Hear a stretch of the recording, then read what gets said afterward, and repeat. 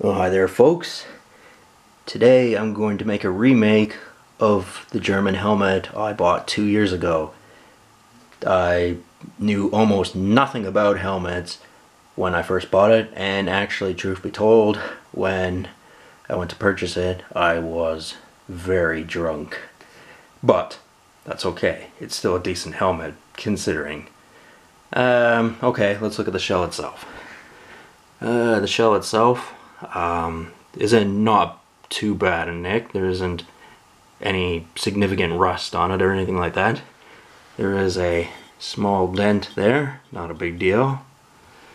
It's an M42, you know, pretty standard shell for a helmet.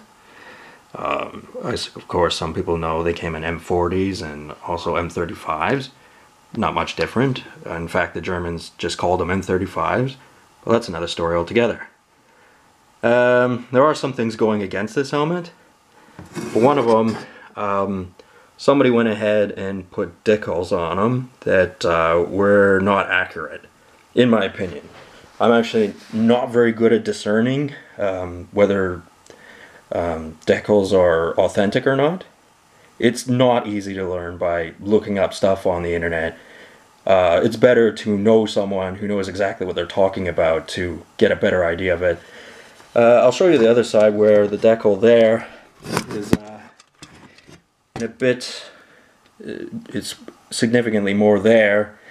It's bad for two reasons. One, the quality of the decal it's obviously chipped away and there's not much there, but also it's probably a bogus decal to begin with. Isn't really a lot of it to tell exactly, but you know, a lot of people put fake SS decals on helmets for various reasons.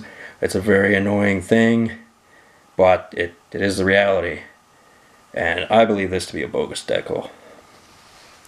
But that's okay. I mean, not every helmet's perfect, and I have not altered this helmet in any way, shape, or form since I got it. I'm going to talk about a couple other things with the helmet. That circle above the bogus decal is what's called an air vent. The Germans had those because for whatever reason, probably because they felt it would cool the soldier's head, but it's actually a design flaw, really, because a bit of shrapnel could get in there and, you know, tear somebody's brains apart. It could happen. They're small enough, they're fast enough, could happen. But, you know, it's definitely unique to the helmet. And, of course, you'll notice that there's rivets, as they're called, which is this circle that kind of bulges out on 3 points of the helmet. On the left temple, the back, and the other side. About these ones, as you will see, this one is in firm and it's in tight, which is ideally how you want them. The problem with this rivet is that, we'll get a closer look, like the other side, you see how the metal prongs stick out and that's how it attaches itself? That's shiny. That means it's a new rivet, which means the geezer wearing this helmet in World War II was not wearing one with this particular rivet. To some people that can indicate that the liner is a replacement. I'll get into that in a second, because I don't think this one is, but some people can think that. Because we'll turn to the other side and get a better view. Look at the rivet from that side, and you can see that that one's rusted. That would not easily come off or be easy to put on in that state without breaking it. It would take the most delicate of hands to do so. And the one on the back is more or less the same, but it's harder to see. Yeah, this is a lousy angle, but whatever. The liner itself, which is what those rivets are partially responsible for holding it all together, I actually like the liner. I think that is accurate. I don't know about the string, but it's not that big a deal. The leather itself I believe to be authentic, most certainly of the era, and I don't think it's a replacement, although I could be wrong. Then we'll get into the chin strap.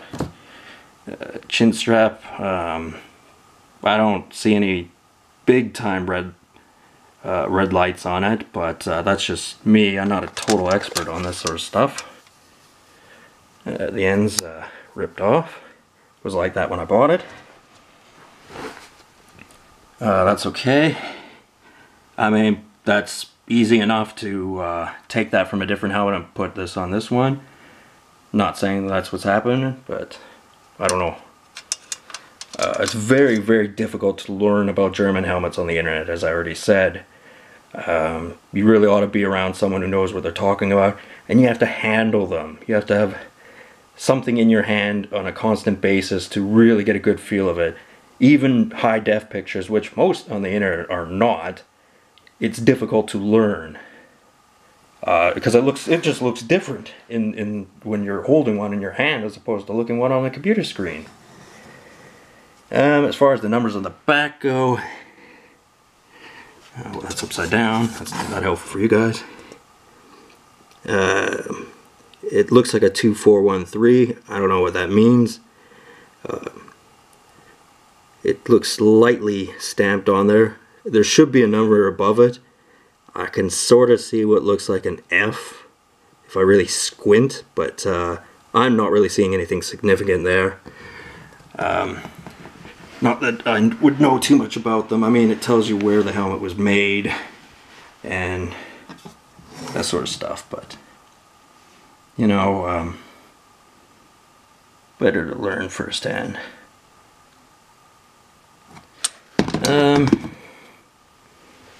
Yeah, I'm overall happy with it.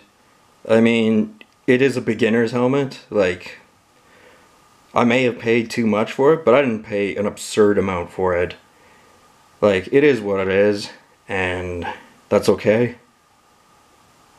I mean, obviously, in hindsight, I would have scrutinized it a little bit better, knowing what I know now. But even now, there's still so much to learn about this sort of stuff that I have yet to do so. As far as the patina goes, I was wondering about that. Like, I'm really ignorant in the sense as why this German helmet is black, where I have another one that's gray. And I mean, the patina I heard from the other video was there's nothing wrong with it. It's perfectly fine. So like, is this a parade finish or what is it? Or is it just, was it always this?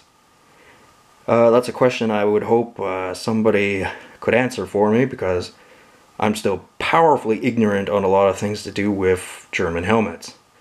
And as it can be an expensive hobby, that is not a good combination.